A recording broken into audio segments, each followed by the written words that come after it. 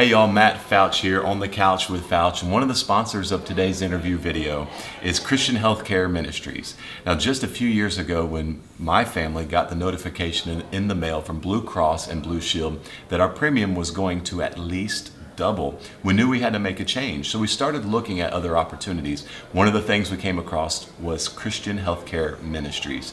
Now, this organization is a great alternative to health insurance. We found out that we could save a ton of money by switching, and in reality, we actually had better coverage options with this organization. So call them today, 800-791-6225, and tell them that Matt Fouch and the On the Couch with Fouch interview series sent you to get the information so that they will continue to support Southern gospel music and this interview series that you love to watch. Call them today, 800-791-6225, and tell them that Matt Fouch sent you.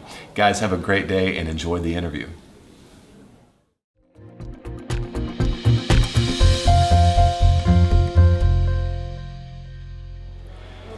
Hey guys, and welcome back to On the Couch with Fouch. This is the Spotlight Series. We are at National Quartet Convention, and I'm catching up with some groups that maybe you've heard before, maybe you haven't, maybe you've caught them here or there, but maybe you've never met them personally. So we want to introduce you to some new artists, and who I have with me right now is a group called the Wilbanks. Guys, thanks so much for joining me for this interview today. We're happy to be here. Are you having fun at NQC yet? We are. Always. Very good.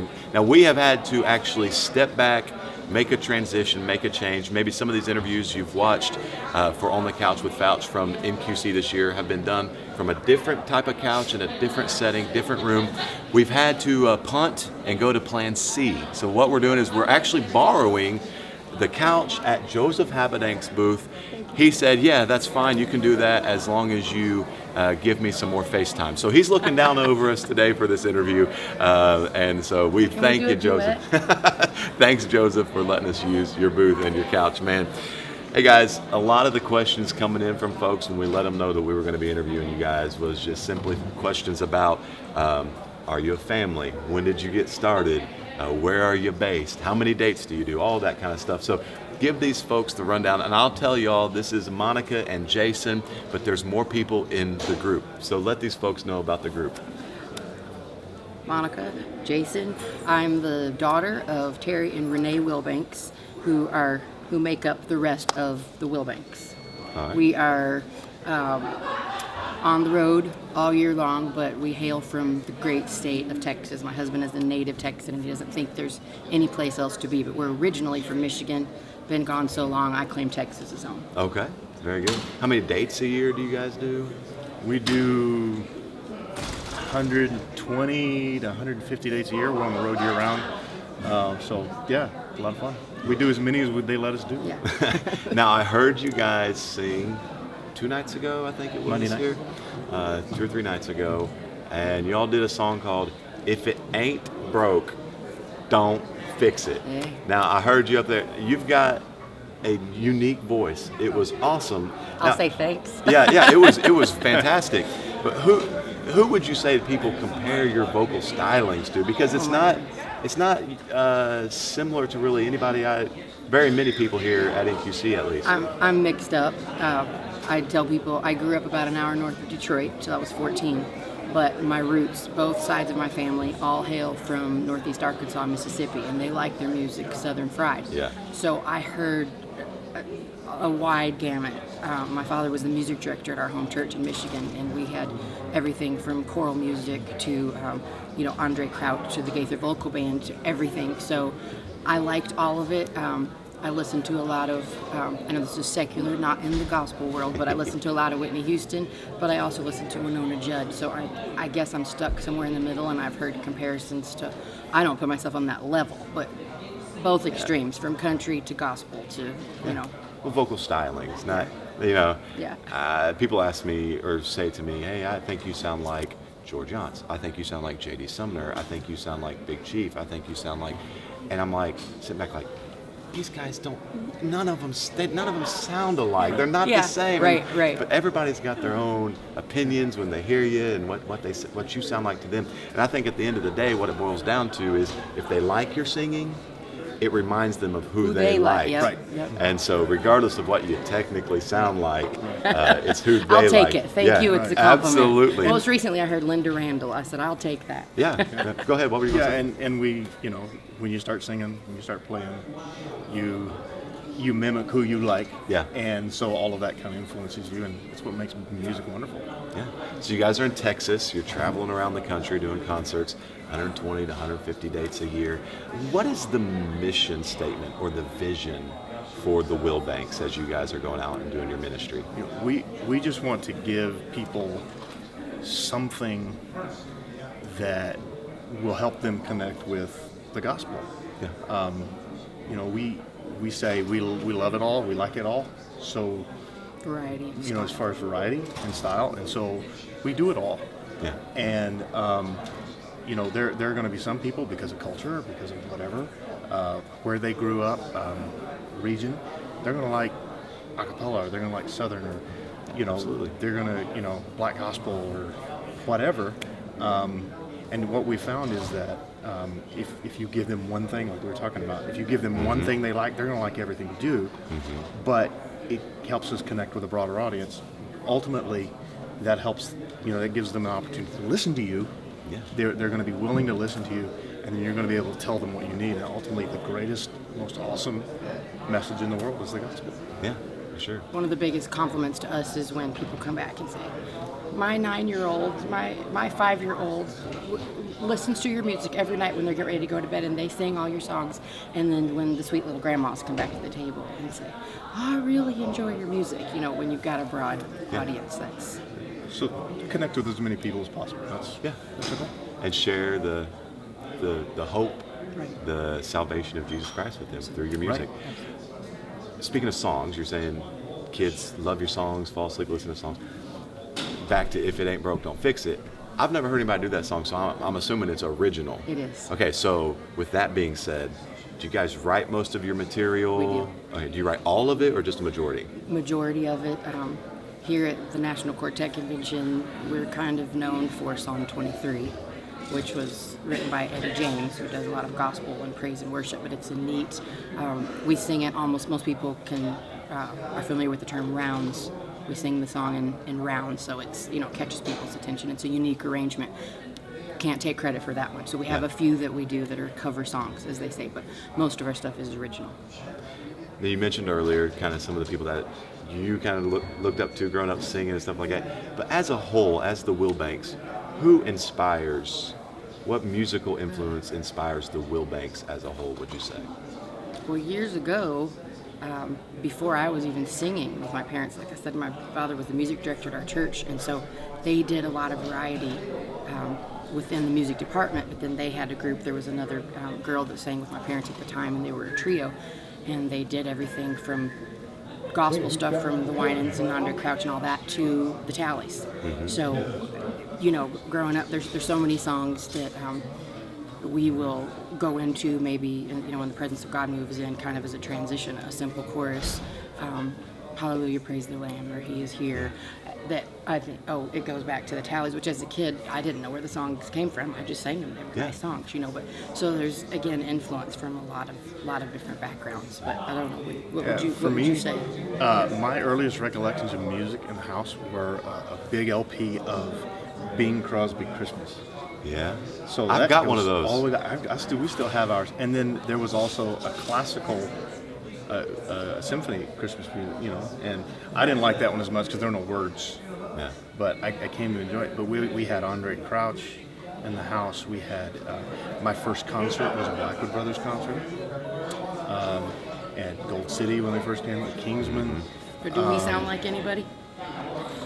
I don't. But I don't think so. then- What I heard the other night, I don't think it'll sound like there's that a heavy particular- influence. We don't sound like the Blackwood Brothers. I thought he was naming quartets there, and I'm like, when I heard it. We And then- are I mean, formed, Dad can but sing yes, bass, it sounds yes, like. I think yes. he's got a good, rich voice. Yep. But it's all over the map. Fred Hammond commissioned the Winans. I mean, it's But just and obviously, I don't know that anybody in gospel music could say that Dottie Rainbow hasn't had an influence on their music. Right, I yeah. mean, Been traveling for several years now. One of the biggest challenges, give us one of the biggest challenges but also one of the biggest blessings? It's a tough Well, question. I know what comes to mind to me for the biggest challenge. I guess We travel a little differently than most groups. Most singers have a home to go back to. We've actually been on the road. We actually have RVs, and we literally do not have homes. We have mailboxes, but that's it. P.O. box. A P.O. box. But they don't let you stay at the post office. They don't. They Don't don't. do it. Unfortunately, they can kick us out every night. Yeah. But we are literally on the road and have been on the road for 16 years. And to me, the biggest challenge in traveling that way is, you ever wonder what a vagabond feels like? Yeah. When you go somewhere, or even when we go home, we go to our home church where we can park at any time, you're still a guest. That's probably the hardest part about it. You're always staying somewhere with You're someone, always- or even if yeah. it's a park, And whatever, you never you're in want someone else's. You never want to stay And too long. the bus issues, that kind of stuff are perpetual. Yeah, I just But bought a new truck and I've got to go take it to the shop here. Yeah. And Yeah. stuff like that. The blessings, it's, people come to your concert and, you're there one night and people come up and they say, "Can you pray?" And so we pray. And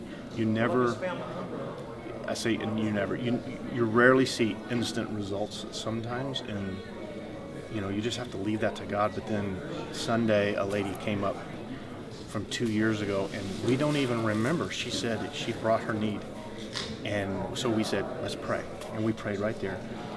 She drove across town because she heard we were going to be at another church, and she said, "I have to tell you."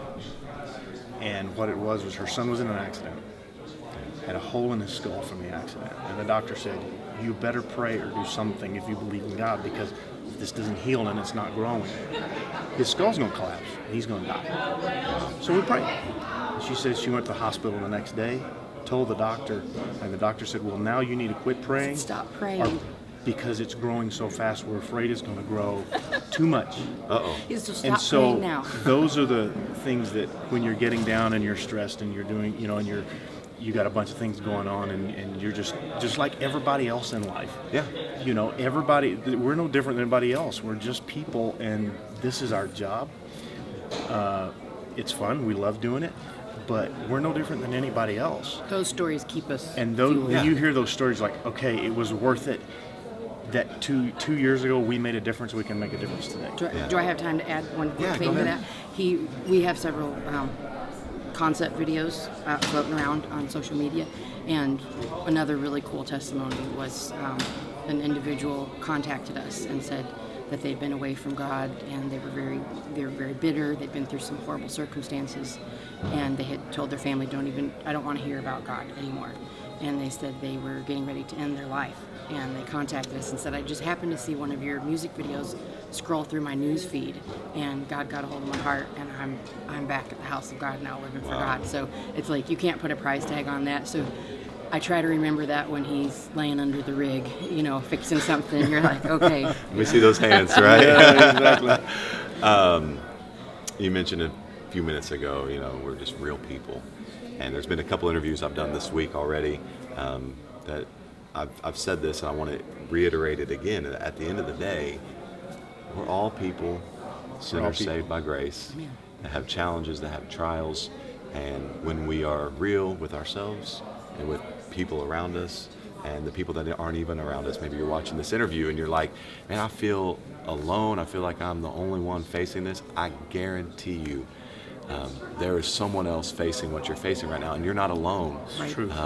But the hope that we all have, and right. what is the great thing about our music, is that we come to bring the hope through song Right. to you, to remind you that you're not alone. But the great thing is you've got Jesus Christ willing to change your life, and God is willing to help you through those trials, those struggles, those situations that you're facing. So I love that about this interview series, is that we can sit back and say, "This is us. We're broken people that have been saved, that have been renewed, and we're here just to encourage you watching the interview." And so I love that about this interview series. The next question I have was submitted from a lady named Jean. And Jean, I'm sorry if you're watching. I'm not even going to try your last name. Please Sorry, forgive Jean. me. But Jean would asked a very peculiar question. that I had no idea about, and it's really not even in my wheelhouse of understanding. But she wants to know about Renee's designs. And tell who Renee is real quick. and Renee the is design. my mom, who's a part of the group, and she runs a very successful online boutique and women's clothing, and it's actually called Renee's Creations, reneescreations.com. Check it out. What kind, if a lady watching this program, and I'll tell y'all, the analytics, and I'm talking over a lot of people's heads here, but the analytics show that the majority of people that watch this program are women. Okay. So, tell the women when they go to that website, what can they expect to see? reneescreations.com, you're going to find a lot of unique things. My mother loves to dress, and she doesn't want to look like what somebody else has. So you're going to find a lot of unique stuff that you're not going to find just anywhere. In the gospel music industry, we struggle sometimes to find church appropriate clothing, and we like to dress up too. Modest. In the world, Modest, yeah. and the world's so casual these days. Yeah. Yeah. Everything's laid back, and you come to church and you want to look nice. So you're going to find some dressier stuff, but it's everything, a little bit of everything, a lot of fun stuff, accessories. Check it out. Modest. Yeah. Modest clothing. Dressy, modest, Yep. just good stuff. Right. Tell these folks watching this program right now, where can they go as soon as this is done? Don't go now, but as soon as it's done, where can they go and find out everything they want to know about the Wilbanks? You can go to thewilbanksmusic.com. You can find us on Facebook, The Wilbanks, Twitter, Instagram, pretty much all the social media outlets. We're there. Yeah. And you mentioned the concept videos a minute ago. Go to their page here on Facebook. Take just a little bit of time if you're watching on Facebook. If you're watching on YouTube, you can type in the search bar and find them as well. Yep. Take just a little bit of time. Watch some of their videos. I think you're going to love it.